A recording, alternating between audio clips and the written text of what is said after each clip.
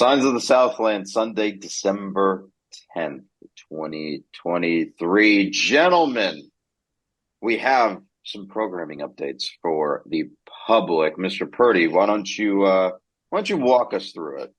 It's a fun little three-parter here. We're gonna have a Science Extra later this week, I believe. Might be early next week. We'll see how it comes out with Kurt Hoyt, who, if you are knowledgeable of the volleyball stuff, he is the radio broadcaster for Tech Volleyball and has been for a number well beyond any of our times at Tech as well. So he is of the best people to talk to in terms of the history of the team and just the things he noticed about the year because he was at all the games too and watched them all as well.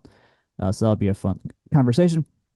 I've resuscitated our YouTube channel as well, where you can also find this podcast now. It gets automatically uploaded there. And if any of us find anything cool on campus, we'll just throw a video up or something like that. But also what I've taken to is finding every full game that you can find on YouTube from all of our teams. The ACC has started to put up full games of basically anything they broadcast in the last few years. And so I've just packaged those into neat playlists where you can watch lots of Jeff Collins games if you wish, because that's what most of them are. I think Jake and I are thinking the exact same thing. Are you just GT bobbing the situation, Jack? Yes. Because that's what it sounds like. Don't know who that is, so you don't know who GT Bob is? Nope. What? Oh, nope. Youth. What a legend. Hey, I was born in 2019. Anyways, and then possibly literally on that one. I was not a man of the deep depths. The ACC network when they came along, they shut down GT Bob. It was a shame. He doing his project? But like years and years of Georgia Tech. I think he would record games and stuff. A legend. Yeah. The pinnacle of the Georgia Tech internet was the GT Bob YouTube channel. And I say that as somebody who's actively a part of the GT sports related internet during that time period. Yeah, that's where one out. I was not here then, so there you go. I missed the boat. And then 4-1 out for GT Bob, a true legend of the flats. Historic. Well, I guess we get to follow games. his footsteps then. Like this is good. Then we get to fill the shoes somehow. Well, that's the frustrating part. Football and basketball. Well, the frustrating part is so many of those games aren't available to see anymore. You know? Yeah.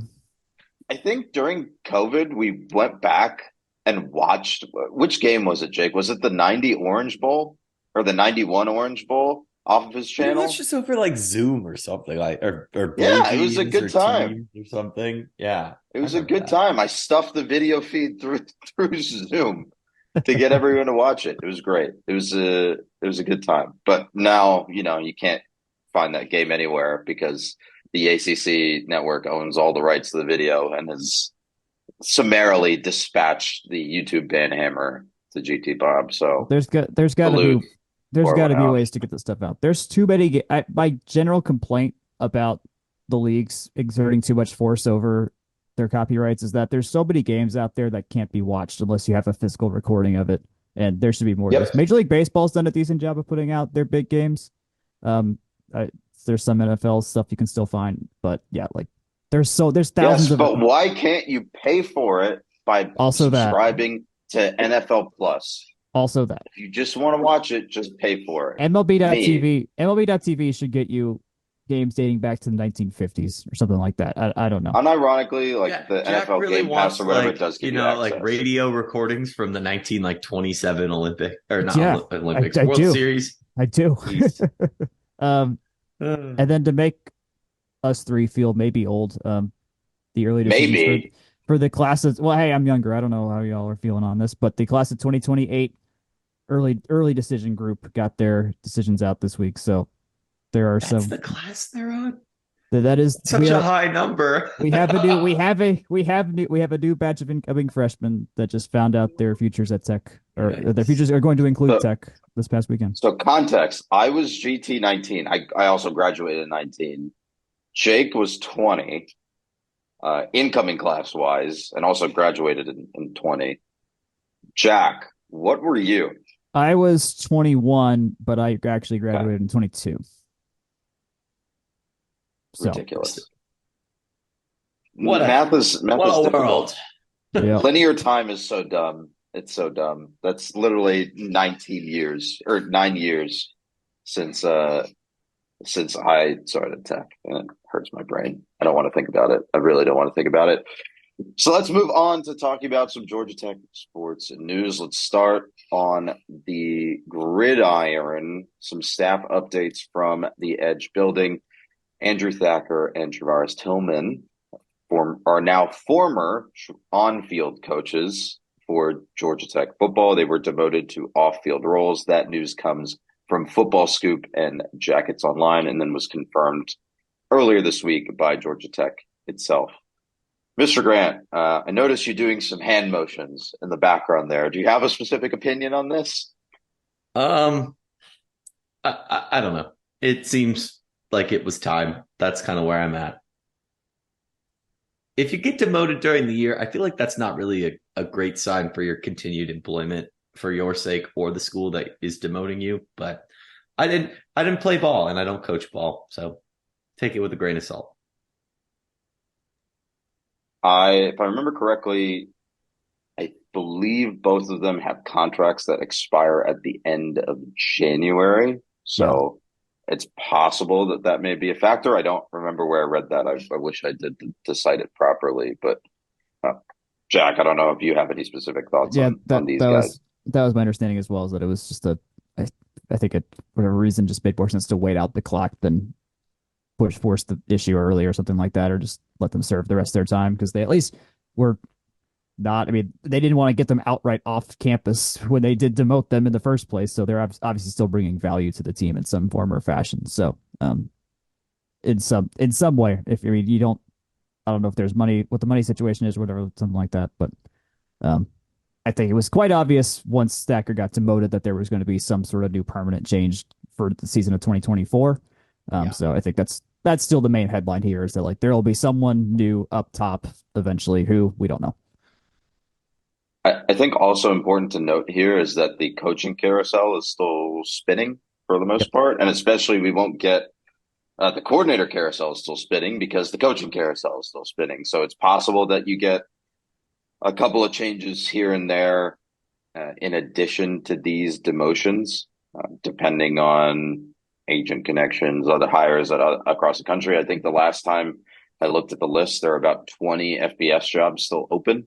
That probably has gone down with Tulane coming off the board and Troy coming onto the board. I don't know. I haven't really kept up with the number, but that's something to monitor as well. The other news note that I have from football is that College Game Day will be going to Dublin, Ireland for Tech's 2024 opening game versus FSU. That will be at Aviva Stadium in Ireland. The fun fact here is that this will be the first appearance for Game Day outside the U.S., and it was supposed to be in 2020. They were originally supposed to go to the Dublin game that would have been Navy Notre Dame in 2020. But that game was then moved back to the U.S. because of COVID and then summarily canceled. So it is unfortunate that game got canceled. But yes, this is the first appearance for Game Day outside the U.S. and Tech is involved versus a snubbed playoff FSU. So quite an opportunity for Tech in a nationally televised game versus a nationally recognized opponent.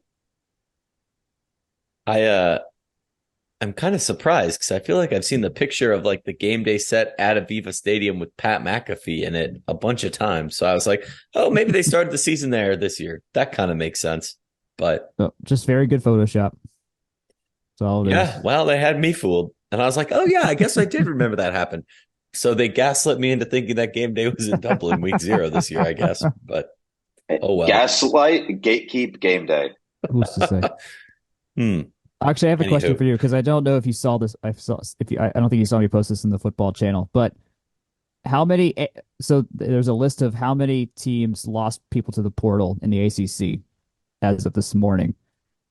Where do you think Tech ranks in the ACC? This does not include Notre Dame. So 14 probably towards teams. The bottom. I don't think that they've had that many decommits. We are the absolute bottom at 5. 5 total. The most is NC State at 19. North Carolina has 18. Miami and Pitt both have 16. And Wake Forest. So Dave Doran really wasn't kidding about saying they need more NIL money up there or something. Yeah. I mean, I haven't looked at NC State's roster, but it's also possible they're graduating a bunch of seniors that can now grad transfer and have put their names in the portal for that reason, right? So the list is basically without context. So it's hard to judge. Well, I mean, I was more making the point of like, remember 2 years ago, or when it was people were leaving due to institutional uncertainty or stuff like that. Like they had to make up reasons, or transfers to make up reasons why they're like, I don't trust the situation here anymore. I need to get out of here, and just had to say it nicely. And now it's not that. It's there's a plan happening and people are sticking to it. We had a big week it was a big Twitter week of an Instagram week of the offensive core being like, I ain't leaving, which is depressing to think that people have to say that because they're already here, but still. Let's talk about indoor track and field season. Georgia Tech indoors track and field team were last seen at the Clemson Invite, which I believe this was this past weekend. Mr. Grant, walk us through some of the results here. Now, the real question about this is which Clemson Invite, because it really does feel like they spend most of their spring either in Clemson or Vanderbilt. Maybe that's just me. This Clemson Invite. Clemson Invite number one. Yes. Is it the invite and then the invitational and then the classic? Is that what they do? And then there's probably somebody named after a guy or gal, like, oh, that's not the Clemson Invite. That's the John S. Clemson Invitational. Yeah. Clemson. John Track and Field. Yeah. Not to be confused with his cousin Bob Football. Anyways, Clemson Invite, just highlighting our top three finishers. They were all from the ladies' side. You had Shanti Papacosta. She came first in the high jump. That's kind of her thing.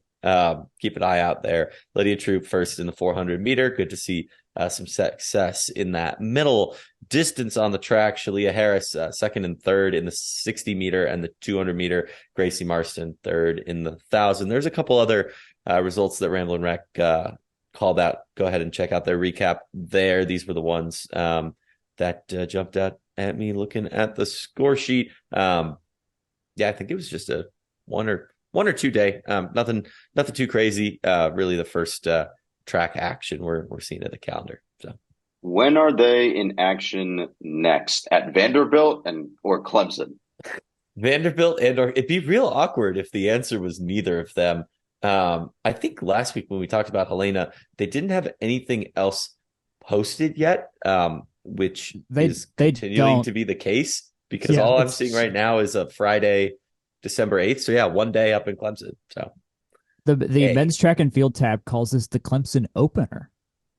Oh.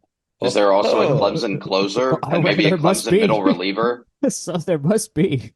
I mean, reliever. Did they have one in regionals last year? I don't know, but this we don't have to go back and do some baseball remembering. That was a good game. Look it up. Those who are real NCAA baseball sickos, you know what I'm talking about. Sorry, not to derail. Why is it always my responsibility to pick up the train and put it firmly back on the tracks? Unfortunate. Let's go over to McCamish Pavilion. Let's talk about two women's basketball games, the second of which ended like 40 minutes ago. But let's talk about the first one first. Women's basketball beat Mercer 73-60 earlier this week, and then put together a 94-70 victory versus Georgia State today. Mr. Purdy, Mercer game. Yeah, this was kind of the coast into conference play week for the Jackets between Mercer and Georgia State. Mercer, we were only up by 2 after a half. Like, you definitely kind of want more points than that. Cara Dunn has been that was concerning. Yeah. Cara Dunn's been nurturing herself back from injury, so she didn't start that game. She did start today's game, which we'll get to eventually. It was like her and Termis though had good nights off the bench. It was just another day where Aisha Walner did not really rebound despite starting. Kayla had to do basically all the rebounding as well. Noguero had nearly had a triple-double. She had enough points and she had 9 rebounds and a bunch of assists. So she had a really good game. But we started out with a 10-0 run, and we're up 10-2 and then kind of gave it all back. And then it was 20-20 in the second quarter. It just was not as good as we thought. Mercer had this girl named Deja Williams who hit a gazillion threes, and that's kind of why they hung into it, because they just could not close out on people there's a lot of times where they just allow drives into the lane without switching on to the person that actually like had the ball or something like that.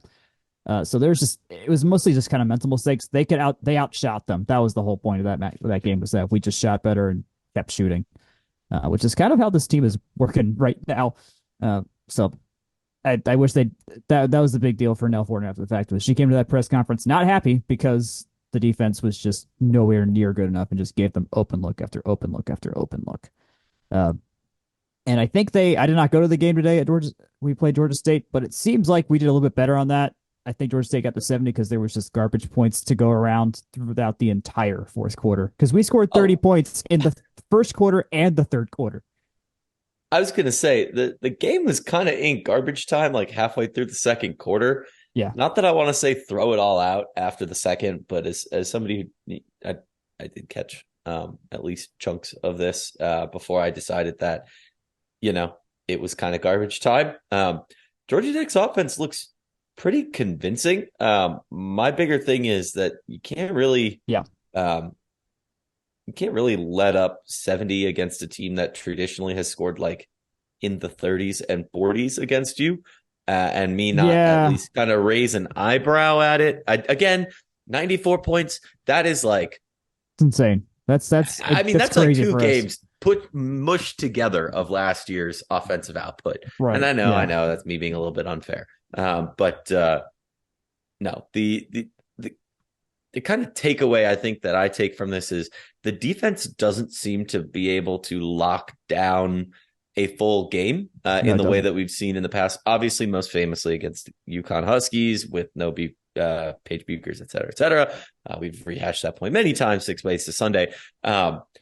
But I think it's also kind of tying into that theme we saw against maybe like your Nebraska, Creighton, Florida, where Tech is in those games, close games early, but in the end doesn't really come out on top. I think that's just kind of where I try and find the parallel. I can honestly see why Nell probably isn't super happy with the defense, but that makes her and Damon both. So, that's both. We'll get there.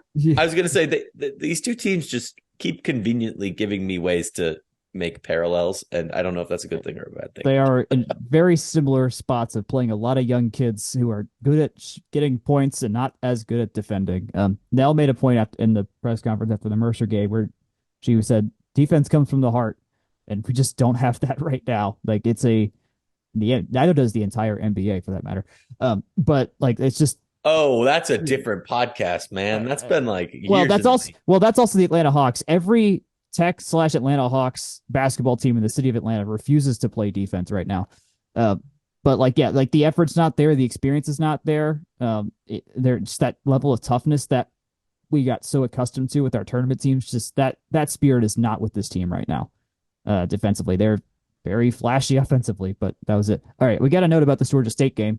We've buried the lead. Kara Dunn scored 39 points. 39 whole that's points. A lot of points.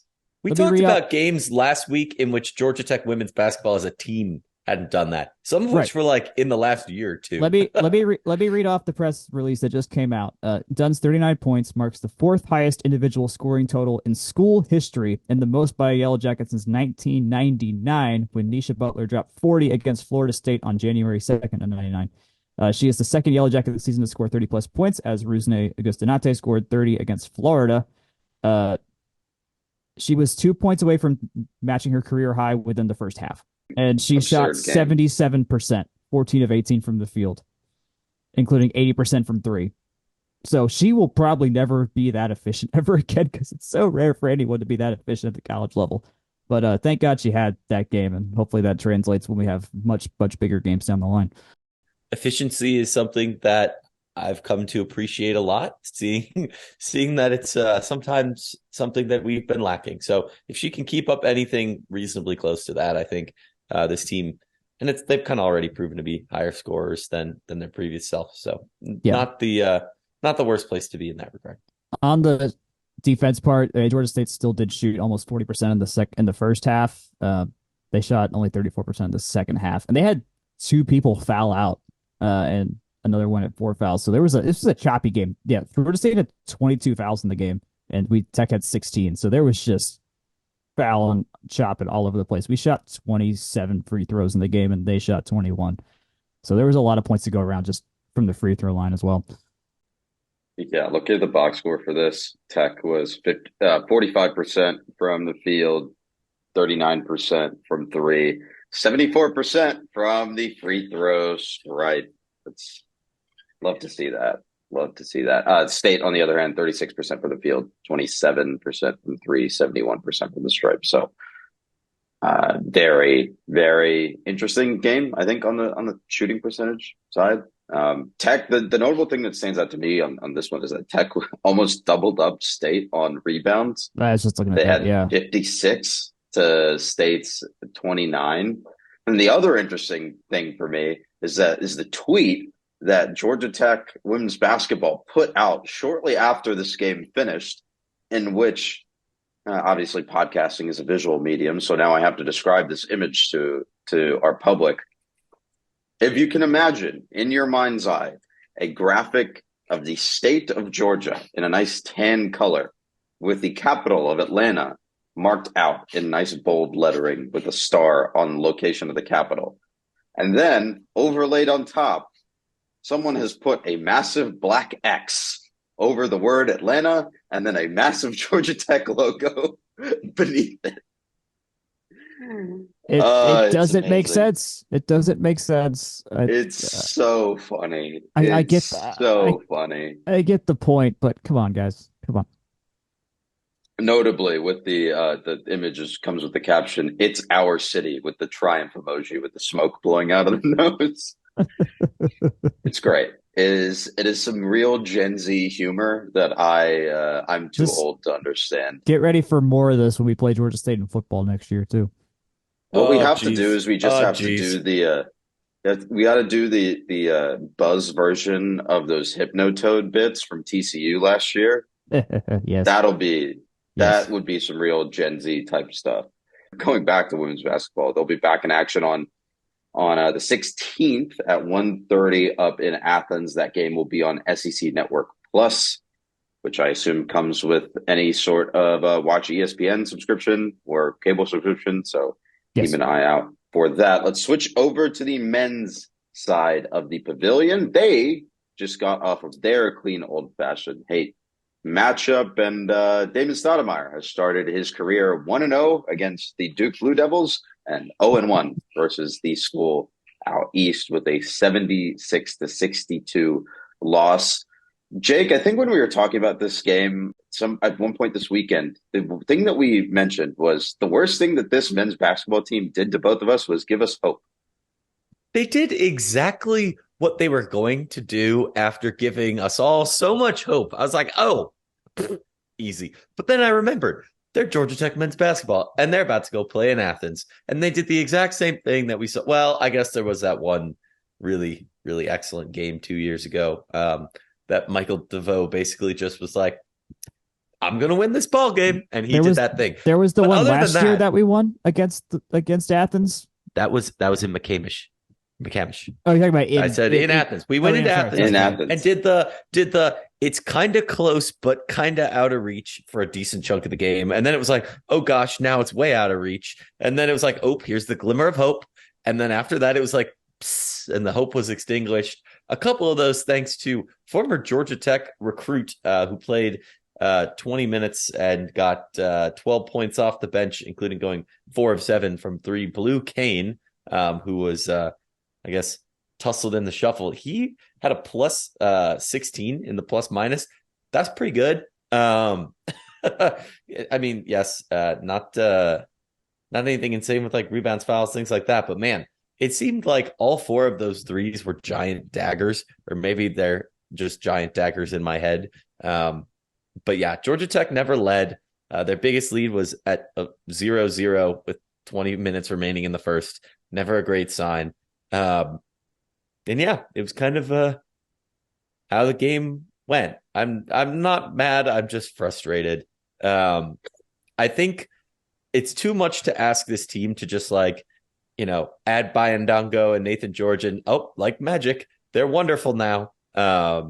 All the inconsistency problems have been solved because that was not fair for anyone to ask. So anyone who's truly like, blah, like we beat number 7 Duke like a week ago. So like, shh. But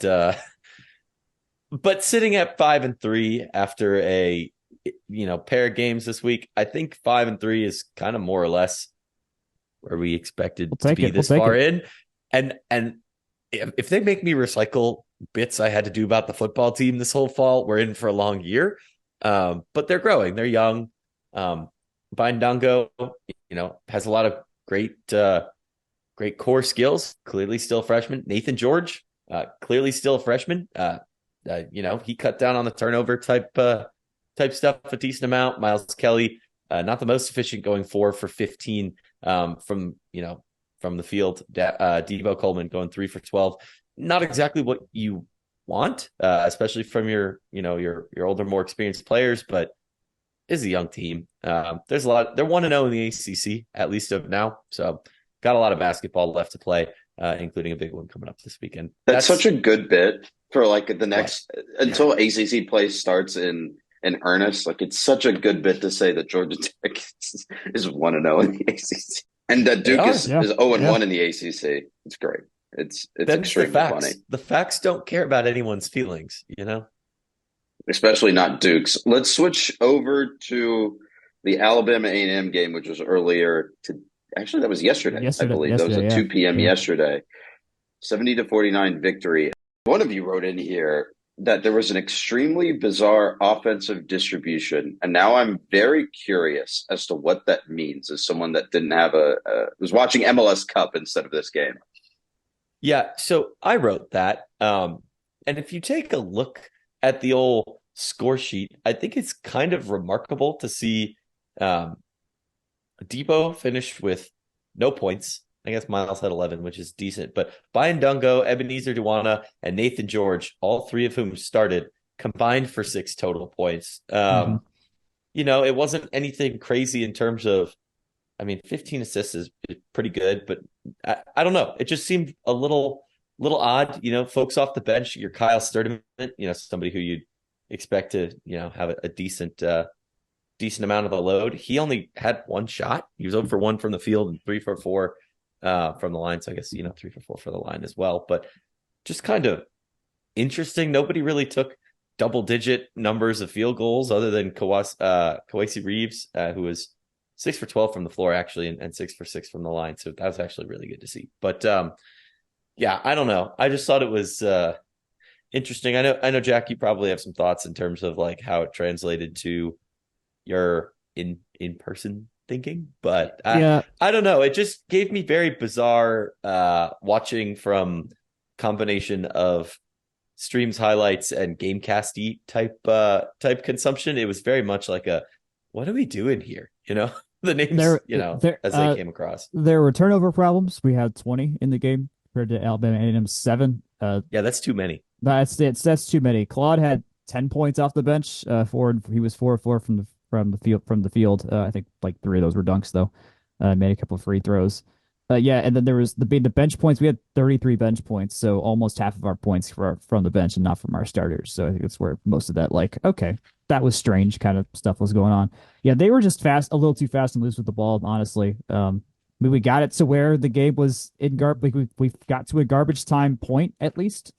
So it's not like it feels a lot like that Mercer game that the women had, where it's like it was a little bit too close for a while, but eventually it just wasn't close because Alabama A&M could not shoot to save their lives. They were 2 of 20 from 3 and 16 of 58 from the field.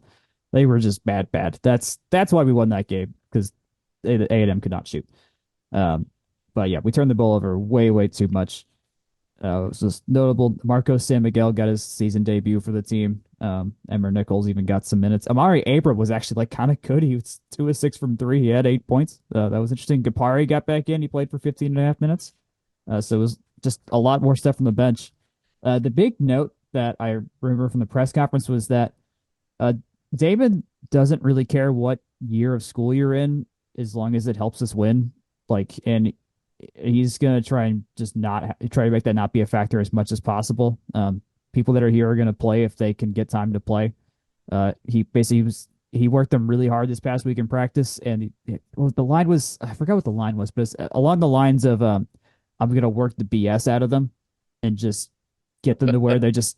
He's trying to get the ego off the team. Basically, I think is the idea. Like, just shed your egos, and a lot of people are buying into what's going on.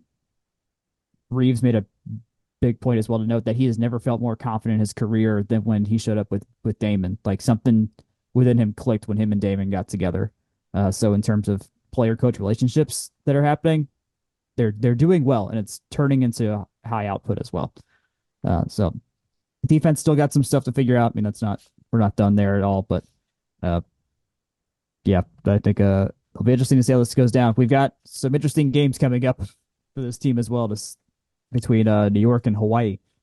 And I think it is worth noting that this game was a real tight affair until Georgia Tech just kind of, put 13 points of distance between them and Alabama A&M, and that's that. Important to note, Alabama A&M is now 1-7. They are the actual bottom 20 of KenPom, like 348 or something like that. Tech men's basketball's next game that will be at Madison Square Garden in New York versus Penn State on the 16th. That is a nooner on the Big Ten Network. I personally have no idea why this game is in MSG. I have no clue. Screams like the 1940s, 1950s Atlantic accent, like, hello, everyone, come on down to Madison Square Garden and come see Penn State take on Georgia Tech. You know the kind of energy I'm talking about, right? Yes. Like they all took the trains up here and they will play in front of the city that never sleeps. This is like a mid-war film that comes on with buy war bonds ads on either side. They're cutting 3 minutes of highlights into the show before you can see Casablanca, or whatever. But now that is a throwback. But yes, I have no idea why. Does anyone know why this game was scheduled for MSG? Is there classic, a holiday classic thing? Didn't it get moved from State Farm Center? It got moved. Yeah, it State Farm was Arena. initially not. It initially was not there. I'm seeing if I can find this out. So let's see here. I think Madison Square Garden is known as the Mecca for a reason. It is kind of the place where games like this have always happened, especially if you're a Northeastern or Northeastern adjacent team. Penn State, especially as an Eastern independent, you'd include them in that mix. Granted, probably more famously for other schools. We could talk about point shaving scandals later, but I mean that's. Well, you don't want to talk about CCNY on this podcast. This is kind of. I don't want to have to be sad about the Bradley Braves on this podcast, but anyways, no, this is kind of like your prototypical basketball neutral site. So I don't know. I don't hate it. This is a cool little throwback. Doesn't feel super commercially well, you see, if we could just rent out all of the ballrooms at Atlantis, then surely we'll make lots of TV money or whatever. It just feels like classic college basketball. I like that. It seems fun. This is the MSG Holiday Festival triple header. We are the opening game, followed by St. John's men's team playing Fordham, and then their women's team plays Villanova in the evening as the nightcap. St. John's is technically using Madison Square Garden for a lot of their home games, so makes sense. We must have just been like, hey, can we play too? I don't something like that. I don't know. I mean, we have a demographic in New York. We have Brooklyn bona fides. Also, Penn State's literally a fairly makeable trip for a lot of their alumni base, which goes to Philly and New York and that kind of corner of the world after graduating. Yeah, I don't mind this in terms of just making sure you can see Georgia Tech elsewhere beyond Atlanta and your usual ACC locales. Yeah, and theaters everywhere asking you to buy war bonds in between showings of Casablanca, of course. Yeah, the actual university's a decent bit farther from New York than you'd think. It's closer to 4 hours, but if you consider all the population centers where a Penn State grad might live that are closer to New York, you've got Baltimore, Philly, Harrisburg, Allentown, Scranton, Wilkes-Barre, Trenton, New York. I think with that, we're going to take a short break to go buy war bonds. We'll be back right after this. Sadly, Section 103 does not sell war bonds. I'm sure you will be shocked to learn. What they do sell, though, is a lot of awesome Georgia Tech apparel. Don't believe they've had any new releases that have come across my radar since we last filled you in, but they are still celebrating the 12 days of orders. Go ahead and check it out. They've got a ton of great stuff, including sports, like baseball and softball and volleyball and things like that. So definitely go check them out there. As always, free shipping on orders over $70. And keep in mind if Georgia Tech gets a nice upset, might have something else for you there. But in the meantime, it's always 10% off using the code FTRS. Go check them out. And tell them we sent you. Let's switch gears. Let's talk about the Georgia Tech women's volleyball team. When last we saw them and when last we previewed them, they were David versus Goliath, or preparing to be David versus Goliath in their trip to Lincoln, Nebraska. And unfortunately, Goliath stomped on David in this version of the story in a quite comfortable 3-0 sweep. Gentlemen, I don't know if there's a lot to say here. It's just Nebraska look like Nebraska. They look like the number one team in the country and made Tech look how Tech made UVA a couple of years ago when UVA only scored 9 points in a set. I was going to say UVA did pretty good work against us this year, but that's why I adjusted. Like they were playing adjusted midstream. At least Tech looked like it was playing the same sport. I can't say that for some of these. Getting some of these non-rev games against number one teams, and I mean, Oklahoma softball is spooky. I watched them play a lot last year. It did not look like Nebraska feasting against, quite frankly, their volleyball day opponent from the spring, but they're a good team. They're really effective. Even when they make mistakes in the middle of points, a lot of times they can really bail themselves out. I think that's shown through. Tech's a great team, but if you're gonna, come at the number one team in the sport, you're gonna have to be both lucky and good. Georgia Tech is pretty good, and I wouldn't say they were particularly lucky or unlucky. And it kind of played out as you might expect. Third set, pretty close for other two. I don't know. Jack, you look like you got a qualm with that. No, I was going to reinforce your lucky unlucky point in terms of like how they actually played the volleyball. They were pushing to Otene and Bertolito a little too much, and they were having to try and make something out of nothing in terms of the opportunities they had, and they just kept hitting error after error after error because they knew they had to be dead perfect and just kept not being perfect. So I think that's where your luck and your not so lucky kind of falls into place there. We only scored 11 in the first set. We were I don't want to say that they were like shell shocked or anything like that, or just like in a moment too big for themselves right there and then. But I mean, that was a level. I mean, how Nebraska played in those first 15 points or so has only been matched by when Pitt played here and scored 10 in a row against us in O'Keefe. It's just different. They're different animals, those teams, when you're at that level. I mean, we are at the tier below, but there is still a noticeable, visible difference when those teams play Tech. And then we balanced ourselves out better in the third set. I think that's why we played better in the third set, was we actually used our middles and actually kind of went for it. Liv Mogridge was not a factor in the first two sets, but Anna Bosey was in the third. So curious there. I mean, Liv wasn't ever fully 100% healthy this year when she came back. Like, she was healthy enough to play, of course, but she was not like 100%. So we got it to 19-19 in the third, which is good. And then Arkansas yesterday actually got a set off of them. Nebraska still won 3-1, but they're gettable in moments if you get your luck right, and we just couldn't for ourselves. You have to close in those moments. You have to close, and I think Tech struggled.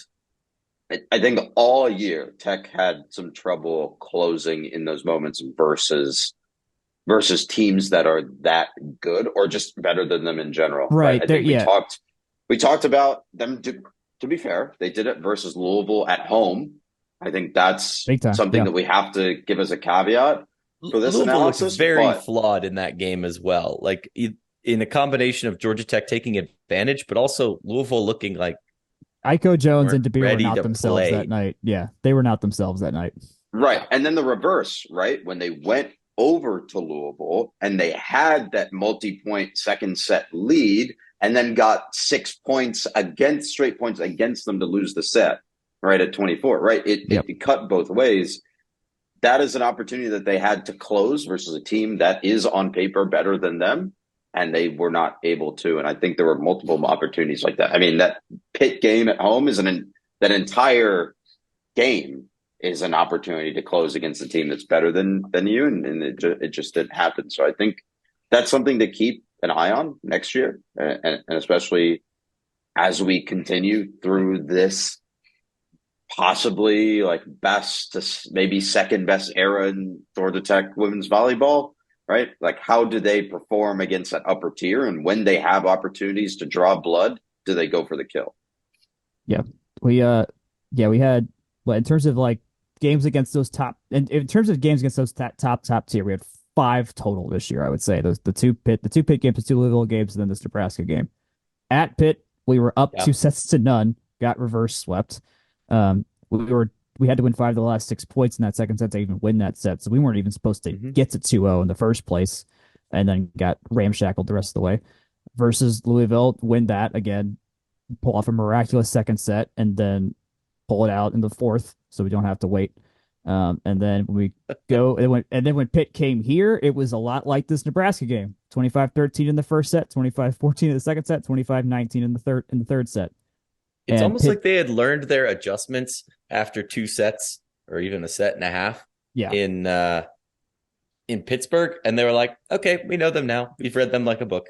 Yep. Today was hitting a lot of the points, was getting a lot of the points, and they kind of nullified her. And then when we went to Louisville, again, we just said that we at least got to 4, which felt like progress. We got to a fourth set, and we forced them to get to 29 points in that fourth set. So I would say Pitt got better this year as the season went along. So I think if we played them or Nebraska in this particular Sweet 16 match, we would not have seen much of a difference in the outcome, because Pitt is playing up to that level right now, and I think they play each other next in the Final Four, right? Not sure. I don't have the bracket in front of me, but I do want to eat some crow. I think they do, because Louisville came off the same side of the bracket. Yeah, Louisville. Yeah, Pitt reverse swept Louisville to get to the Final Four. And I think I'm hesitant to add more to the commentary on this specific match, because I think a lot of it these other high level matches, because I think a lot of it flows out of my season in review type points. I don't necessarily want to talk in a couple circles there, but I think all this is highly relevant to how we can view this team as a whole. Yeah, I want to, before we get to the season review, I want to eat some crow and make sure I actually get this on record, because I remember saying at the beginning of the year that Pitt was going to take a step back from their national power dominance levels after having a lot of roster turnover this past offseason, and now they're back in the national semifinals. So that means they definitely got better as the season went on, though. They definitely got better as the season. We also didn't know about Olivia Babcock and how much of a revelation she was going to be for that team. True. All true. However, I am going to turn into a corn cob while I scream, "I'm not owned. I'm not owned," like that drill tweet, because I have been owned by Pitt volleyball. So let's talk about the season as a whole, the Georgia Tech volleyball season in aggregate. They finished 24-7. They finished 4th in the ACC, and as we mentioned, they went to the NCAA tournament and finished in the Sweet 16 with a loss versus Nebraska. Their conference losses: they lost in sweeps to Miami home and away. They lost away to Louisville, and they lost home and away to Pitt. I think we've discussed those latter 3 results a little bit here. It's the exact same conference record as last year, 13-5, with the losses to the exact same teams. They're non-conference losses. They lost clean old-fashioned hate in McCamish, the home slate, and then obviously the NCAA tournament loss to the number 1 team in the country. We'll have a little bit more of a discussion when Jack talks to Kurt later in the week, but I want to hit you with a couple of questions, and I'm going to come to you first, Jack. Did this team fail to meet or exceed your expectations in 2023? They exactly met my expectations. I'm going to quote myself here from our preview piece we wrote in August. I said, I think we will miss hosting NCAAs again, but be no worse than a 6 seed. We were a 5 seed. Falling in the Sweet 16 to any of Louisville, Texas, Wisconsin, Nebraska, or Pittsburgh. Of those teams, only Louisville didn't make the Final Four. So it that's where I think that's where my head was like we retooled pretty well. I remember from watching the preseason matches that we had some good talent that came in from the portal between Mogridge and Larissa Mendez was clearly going to be playing for us, and Mannion was going to be playing a lot of points. And Bernalito made a step up, of course, won us the Louisville match effectively. But I mean, it's hard to replace Bergman and Bernalito and Brambilla over a 2-year stretch and get back to that Elite Eight spot when the rest of the NCAA is collectively getting better as well. I mean, we're collectively getting better with those teams as well. Parity was so much better this year for sure. That was the note that Kalia mentioned all throughout the year. It's like the sport of volleyball is just getting better and better and better. We played South Alabama, who earned their way there as an at-large bid in the tournament. That was not an automatic bid, which is, I mean, good to see that even Sun Belt teams are like, yeah, we're making a real dent in this tournament. If they played someone else, they maybe would have made it through.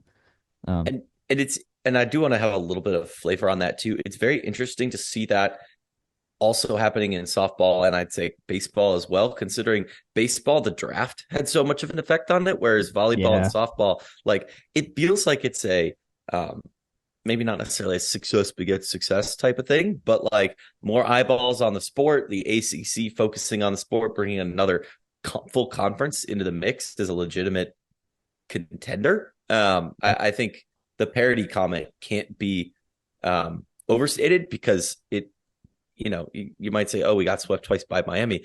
Well, there's a lot of good teams in the ACC this year. And even teams like Virginia, who Akshay used as the poster child of being smushed by a good team, like they took us to the wire. Took us to 5. They took us to 5.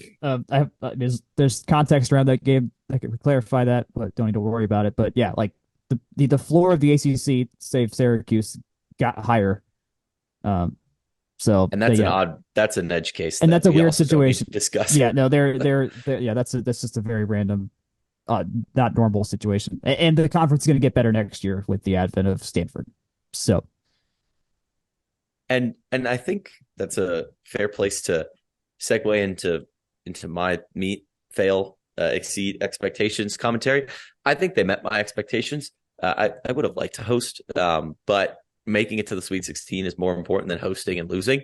So I think that kind of comes out in the wash. I think, and this is, I wrote a column on this earlier in the season. They met my expectations, but I think asking when it's time to raise the expectations or raise the results is an acceptable question. It's a step from last year, obviously, making it to the Sweet 16 itself, getting a really exciting, good win in the round of 32. Also very, very valid. It just feels a little bit like Tech maybe stuck in neutral. And to your point, Jack, all the teams you listed were Final Four teams, except a team that lost to a Final Four team. Right. Like, yeah. And a team, all those teams have been legitimately top 5, 10 teams all season long. It's very hard to break into that top echelon. But if Tech wants to have a season in which there is a different result, they're going to have to do that. And to the point, like volleyball, yes, there is some randomness, but the top of the sport is so good that generally your Final Four teams are 4 of probably the 5, 6, 7, 8 best teams in the country. Yeah. I don't think that's unfair to say. And so my logic there is if you want to be a Final Four team, which again, this team has never done, so it's not really fair to be like, whoa, in 2003, that 2003 team, that was an Elite 8 team as well. So not necessarily fair to get on the high horse, but it's going to take being a top 5 team for an entire year, maybe multiple years to get that crack. It's going to be tough. It's going to be hard. Like the recruiting's got to get a little bit better. It's inching there. It's getting better. We've got a unique way of getting to as good as we are too, because not many other teams are going using the international talent pool, specifically the Brazilian talent pool, as hard as we are. So we have a different method to our madness compared to the Big Ten teams and the Pac-12 teams that are, and the other SEC teams that are building their teams as well. Also, like all those good teams have legacy coaches. Like John Cook has been at Nebraska for 20 plus years at this point. Collier was turning into that right now. This is gonna be year 11 for her next year. And that makes it easier to keep getting people because you've had that proven track record of success. I think where you say we're a neutral, I feel like we're a step above neutral because we successfully retooled and got better year over year in terms of our results. Yep. Instead of, and I think that's rebuilding, so to say.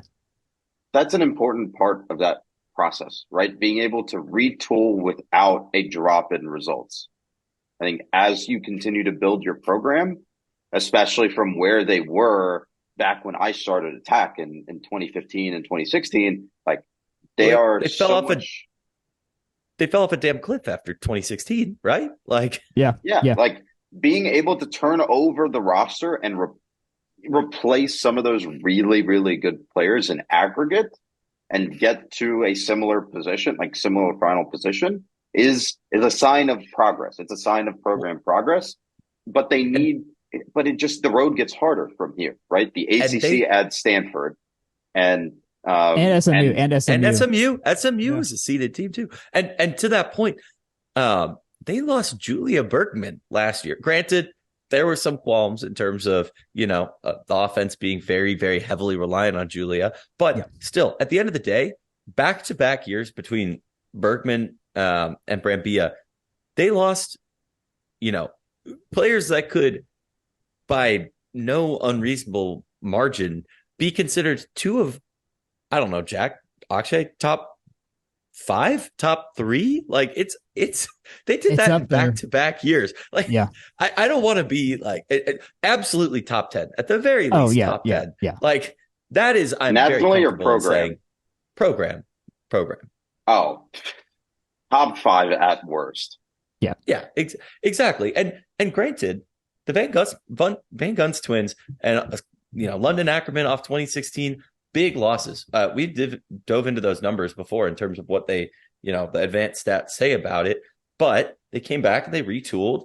They had some development. Bianca Bertolino took big steps forward this year, but it's going to require, some sort of addition at libero. That much is known. Eloise Suarez is going to be a big part of next year's lineup, and I think we saw glimmers of, good growth out of our outside hitters that, Bianca Bertolino was not Julia Bergman, but she was pretty good. And especially from that service line. That's something that's a great thing to have in your back pocket that you already have developed, like it's not like they're, rebuilding from nothing again. So, it's places like that where you go like, all right, Larissa Mendez, like, what are we doing in the offseason? All right, recruiting for another middle blocker. Like, how does that translate? And the improvements in Otsune and Bertolino are proof nowadays, and especially in Morissette's entire career, that they develop talent well. Collier exudes that. I've asked her about it. It's like, if you come here, you will become a better volleyball player without a doubt. You will not. Moss and Morissette both, man.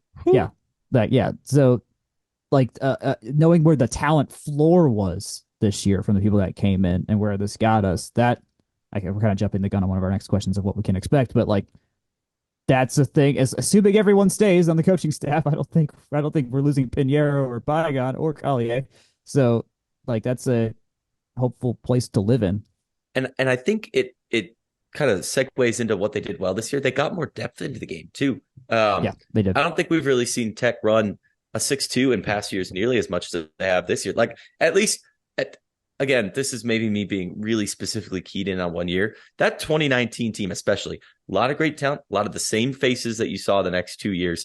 Mm-hmm. That was 6 players, Kayla Kaiser, like that. Yeah, you didn't really need to run a 6-2 when you had McKissick in there. Like that, it makes it a lot easier. Yeah, that's fair. And I mean, we commented on this last year too, and early this season is.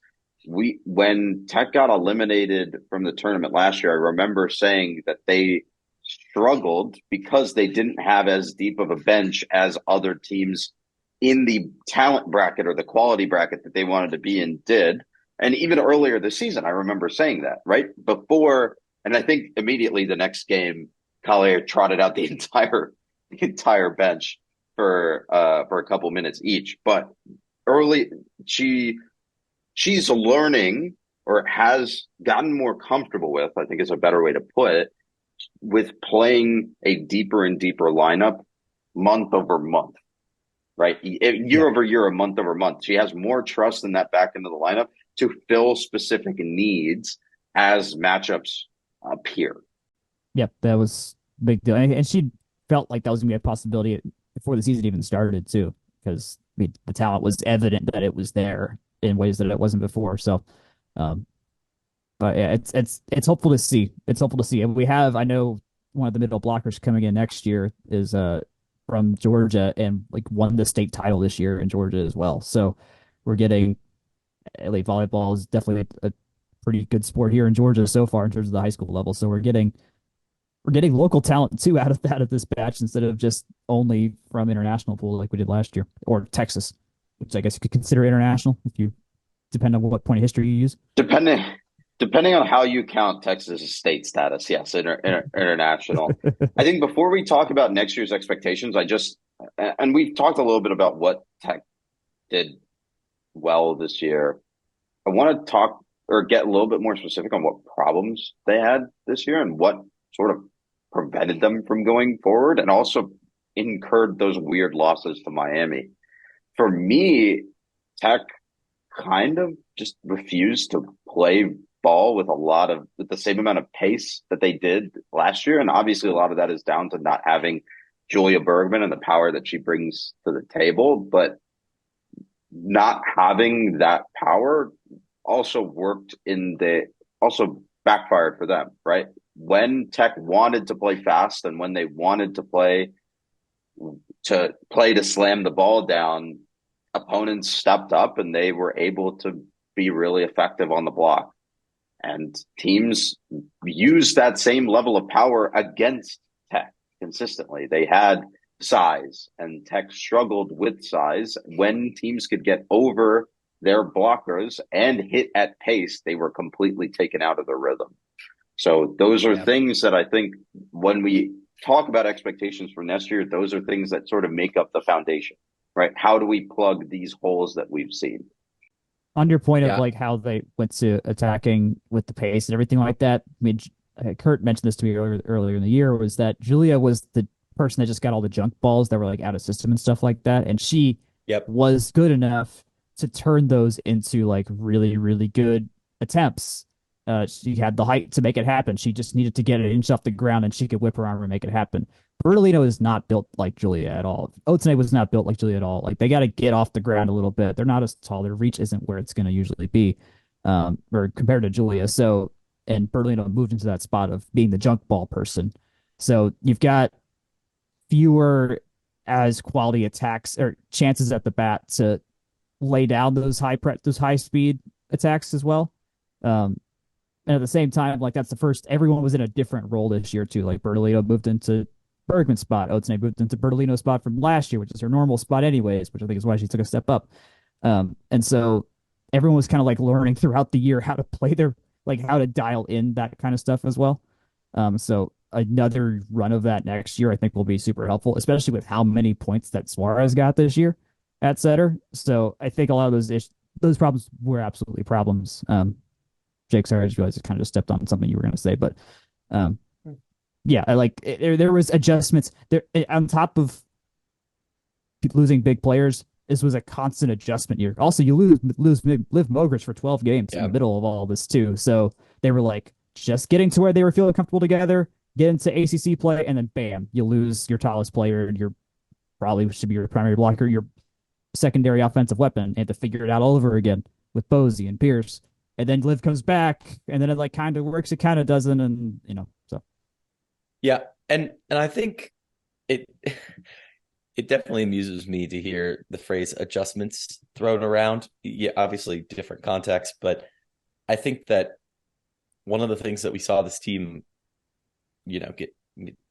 opponents take advantage of is using their adjustments to kind of scheme Tech out of the game. I think with another, year, more talent coming into the program, more development from, I'd say, pretty other than you got D'Amico and Libero, and you're kind of glue positions that are older. This team's still relatively young, so I think growth and maybe the ability to make more of those adjustments on the fly that comes with that, I think is something that at least excites me. That depth rate, it really does raise the floor. If you can sub like for like, or at least as close to it, you're getting the freshest, most effective looks every time the ball is in the mix, right? Not every team, not every Georgia Tech team can have a Julia Bergman, Mariana Brembia just dump it to her type play, or out of system safety valve, right? Yeah. So it requires, and I think that's where we saw a difference too. Is like if you're setting or your defensive specialist isn't absolutely perfect. It really it translates in your attack not being perfect. So that's something that I think a year of, again, not necessarily addition by subtraction, but just growth and development and recruitment will help with. We've seen from this staff many times over that they're phenomenal at raw talent ID. So I trust that the new folks they bring in are going to have that kind of aspect. And we say this, of course, not knowing any transfer portal out type stuff yet. So that's probably my biggest asterisk in terms of talents developing type deal. And I think this has generally been a pretty steady program for that, other than grad transfers. So, but I think your point about the transfer portal is, or at least mentioning the transfer portal is important, because that's where they found Paula Pimentel in the first place. She was a JUCO transfer. Yep. So if you can get someone from another top line program, or if you have like you said, the staff has a really good talent ID ability and a development ability. If they can find someone that they say, hey, this is their numbers or their tape say, hey, this is someone that we can mold a little bit to fit right into our system and provide above Pimentel value in 24 and 25, then you're talking about jumping, like a threat to jump that gap, right, between Tech's tier, current tier, and Louisville's current tier. Right, maybe Pitt and Nebraska are in a tier above Louisville, but you sort of get how that tiering system works and what Tech needs to do to jump it. I'm not so worried. Like, moving into talking about next year a little bit, I'm not so worried about the other positions. I think one of the things that we've talked about a little bit earlier was the depth and how everyone got time. Especially Anna Bozy played a ton of the season in Liv Mogridge's spot, so she's ready to go if she needs to play in that 6-2 formation for Menyang. Suarez is going to slot in for D'Amico 1-to-1 and probably be a value add, right? I think we saw that a lot this year. Arguably, she was this year for a lot of the season once D'Amico really started to slip. Yeah, so you're getting plus value there. Bozy, you're probably getting like neutral value at the middle blocker spot. Pimentel is the question, right? That libero defensive specialist position is a question to me, just based on, I think I mentioned this a couple of weeks ago. Tech did not really find a home grow a libero over the last couple of years with the rotating one in. And again, they found Pimentel in the transfer portal the last time. So how they develop that position, I think, is going to define 24. Not to make it I guess honestly, to make it an end-all be-all. How they find value to replace to fill that position is going to be the story of 24 to me. Yeah, she was a plus. Yeah, she was killer on defense. Had that fantastic photo in one of the games this year where she had the kick save that went over the net. Wish we had won that point. So sad we didn't win that point. But she was a defensive highlight reel. Her serving got better. We noted last year her serve receive got better. I was about to say her serve receive got better. She told me directly on our interview we did for the preview pod. She's like, yeah, I know, that's a thing I got to get better at. And sure enough, she was not the target. Like in the last couple of matches, Otene was who teams were trying to serve at, not Pimentel, which would have been the case last year. So yeah, I mean, the coaching staff knows they have to find a way to replace her. Like that's it. They've been probably thinking about that for over a year and a half now in terms of what their scouting is, who they're trying to find and stuff like that. So I have little doubt that they will find somebody who will be worth playing time to take that spot right there. I think in theory, Patterson was like the backup if it came to it. I don't know. I don't really know who was like the actual number 2 on this current team to fill in that role. Anna Bosey's a more of a defensive middle blocker, less of an offensive one. She had some good attack nights, but like she was mostly a blocking. I think she had one game with like 5 blocks or something like that. Oh, that's another thing that we didn't really do. We didn't really block this year. Yeah, not at all. There are. I think this is what in the nitty gritty sets us apart from those bigger teams is that like I think they've got more dynamic athletes for one. Like if you look at Olivia Babcock and the people that Nebraska have, like it looks like all 6 of those people that play on the court at a time could play any position. We were not set up like that at all. Like we had very clearly who was doing what at every single given point. Not as flexible as I think maybe other teams. Settings gotta get a little bit better. We do not block. We got to learn how to block.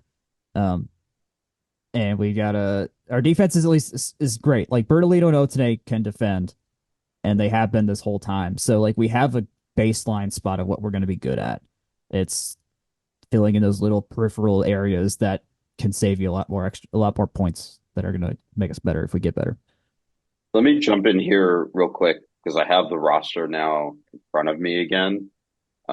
Zoe Winford is listed as a defensive specialist / libero. She was a freshman this past year. Lauren Sandin has a DS libero. Oh, it would have been Sandin. Yeah, Sandin played some this year. Yeah, it would be her. And Cara Bianco is also listed as a libero. So those are your 3 that have the opportunity this year to be homegrown replacements, or next year to be homegrown replacements. To be legends for Paolo Pimentel. But again, I think it's shocking to me at a certain level that none of these players actually got time wearing the Navy shirt, right? Yeah, they just wore the normal stuff. They didn't exactly. They wore the normal shirt, which maybe they played the role without wearing the shirt. I don't know the rules well enough to say if that's allowed or not. No, to do it. Yeah, you could. I think they could have a second one, and you got to keep subbing them. That's the deal. Yeah. At least you don't have the special subbing rules.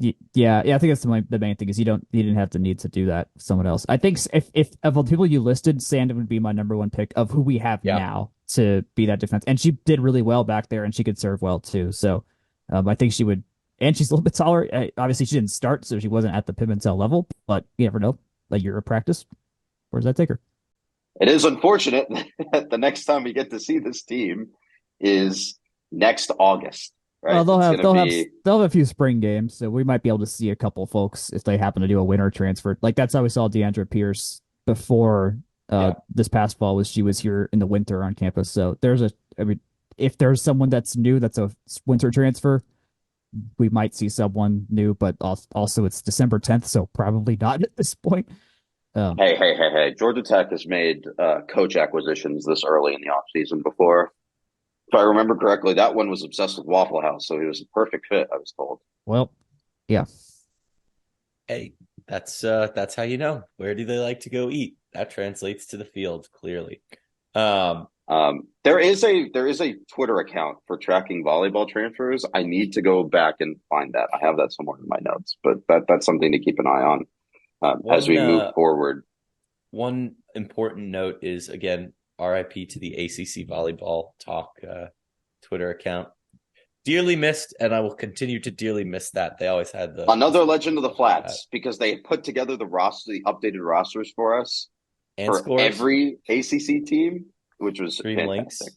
Oh my gosh, they did good stuff. So if you're out there and listening, thank you. But that's all I got. I think that I've said my piece. Jack, you get your piece in? Yeah, we talked to plenty, and we'll have more with Kurt later. Sounds good. Gentlemen, any other news and notes before we head out for the week? There is absolutely nothing happening in front of Britain Dining Hall at 10 o'clock on the 11th. Don't go there. Nothing's going to happen. Is that today or tomorrow? I guess it's today when this comes out. So if you I put out the podcast as soon as humanly possible. So you're going to edit this, so it is going to come out Monday morning instead of Sunday night. But 7 a.m. Monday morning, except when I accidentally set it to 7 p.m. Monday night. And then I sobbed because I can't listen to my own voice. Got to grind the tape, boys. Got to grind the tape. Someone wants to grind the tape. Mr. Grant, speaking of tape, you've grinded the tape about UCF versus Georgia Tech all sports results. I expanded my query because I was like, I'm going to be a little cute with this. Of note, my volleyball scores in this giant database, the 3 1s and 3 0s all kind of mixed up together. So we're not going to be looking at score differentials there until I have that sorted out. Luckily, today doesn't involve any of that. Today involves 8 schools, all of which have Central in the name in some form or fashion. 8 schools, organizations, colleges, ... Do you know, in the spirit of us playing the University of Central Florida in a bowl, which 8 schools and or organizations Georgia Tech has played in organized team sports? I have watched this play Central Michigan in basketball, so knock that one off the list. On the road, Central Florida, obviously. Yeah. That's 2. I feel like we played Central Arkansas. We've played Central Arkansas in 1 softball game and 2 women's basketball games. Also of note, Central Michigan is 6 total contests, 2 in baseball, 1 in men's basketball, 1 in softball, 2 in women's basketball. And Central Florida, of the 51 contests represented by this complete 8 organization or school data set, Central Florida makes up 30 of the 51. So that's 3 of the 8. The rest are much harder. I have a semantics point. Does Middle Tennessee State count? No, it does not. Neither does Center College in Kentucky. Damn it. I had Center College on the brain. I don't know that you'd get any of the rest of these except for maybe 1. So I'll just start feeding you a couple. One is Central. We've played some place called Central 4 times in baseball. In that vein, the Central YMCA, once in men's basketball, that's the organization. The other are all, I think, schools. One is certainly still D1. That's North Carolina Central. Yes, North Carolina Central. We've played them twice in softball. The last 2 are the most interesting because I've never heard of Indiana Central, but baseball's played them 3 times. Okay. I don't really know what's up with that. And for the last one, Jack, I'm directing this at you because you're our resident DeKalb County expert. If I said DeKalb Central, would that be a high school? No, at least not in my waking years. Okay. So, thank you, Akshay. Indiana Central is something. It's the University of Indianapolis, so it's a legit school. Okay. Private United Methodist Church affiliated university in Indianapolis, Indiana. That just shows how much research I did on this, but founded in 1902 as Indiana Central University and was popularly known as Indiana Central College from 1921 until 1975. Illinois Central is very different, but I think that's a junior college. Anyways, DeKalb Central, I think it might be a high school. I don't really know. But women's basketball played them twice in 1974-75. It is a high school. Yeah, I think it is. I think it is. Oh, I don't know. That's the 8th school on the list. DeKalb County's got some weird. Okay, no, I clicked. I searched DeKalb Central High School, and the first one that came up was a DeKalb High School in Indiana. So, I could not tell you. 1997, DeKalb's name confirmed by the Board of Regents. DeKalb College is what became Georgia Perimeter. Oh, so maybe that's what it was. It would make sense if it was GPC because that's like that was the only main thing in DeKalb that was a college of any kind out in the Clarkston area. So and now that's Georgia State. So and now it's Georgia State, and it certainly wasn't Southwest DeKalb. So It wasn't. If it was Decatur or Druid Hills, they would have just said that because I know that for a fact because we played. I'm pretty sure both of them in baseball, or at least one of them. That's interesting. Now I'm going to look that up. I think. Here it is. So in the Wikipedia article, it says that it is DeKalb College, right? The original central campus was Clarkston. Yeah. So it's DeKalb College, there were 3 Central Campus. So there were 3 campuses. Clarkston was the central campus, Decatur was the south campus, and Dunwoody was the north campus. There it is. Okay. Yeah. Well, those were the 3 in DeKalb County. The Clarkston one has the football field. So that explains. That makes sense then. It's just Georgia State in a trench coat showing up in my data set yet again. Yep. Okay, I did search the various YMCAs that are in the data set. There are 10. Can you name the other 9 cities YMCAs that Georgia Tech has played in sports? No. You can. You can get there. I believe in you. San Francisco. Nope. Tucker, You're thinking Georgia. Too big. Tucker, Georgia. Jack, that's more of the speed. Throw out another, Tucker, Brookhaven. Decatur. Nope. Buckhead. Nope. Austell. Just give us the list. We're already Rome, at 2 hours. Rome, YMCA. Okay. Macon. Sure. Macon, Athens. Augusta. Albany. Clemson. Oh. Central, LaGrange, Columbus, Cincinnati. Yes. Jacksonville. Wait, which Columbus then? Savannah? I think it's Columbus, Ohio, or Columbus, Georgia, based on the preponderance of the rest of these, even though Jacksonville and Cincinnati are out of state. But can you guess the international one that is the final YMCA on this list? Tokyo. Nope, too far. GTL. No, not GTL. I wish. That'd be so funny. It's in North America. Oh. Toronto? Nope. Think so. Mexico City. Mexico City YMCA. Why? I don't know. But we have. Why MCA? Why MCA? I do not know. It was a men's basketball game in 1933, and the final score was 41-21 at the Naval Armory, which is now where the Edge Rice building is. So there you go. You all learned something today. Fantastic. What you can't see is that I did the YMCA dance in the back. We don't have to do it again. You didn't see me do the YMCA dance in the video I was feed? cheering Disappointing. I was cheering this question's never coming again. Akshay was dancing. Anywho. All right, we're starting to get a little slap happy. It's dinner o'clock. As always, you can find us at fromtherumbleseat.com. Email us fromtherumbleseat@gmail.com. You can find us on Twitter at FDRSblog, at JakeGrant98, and at Jack Nicholas. You can find Section 103 on Twitter as well. That's at Section 103 or Section103.com. If you go to Section103.com, and you very much should, use the code FTRS. Do it. 10% off. It's great. Facebook, Instagram, YouTube at From the Rumble Seat Podcast, wherever fine podcasts are sold. And in the meantime, we'll talk to you next week. Good night. Actually, wait, no, we got a Science Extra this week. We'll talk to you later this week. Good night. Good luck. Go Jacks.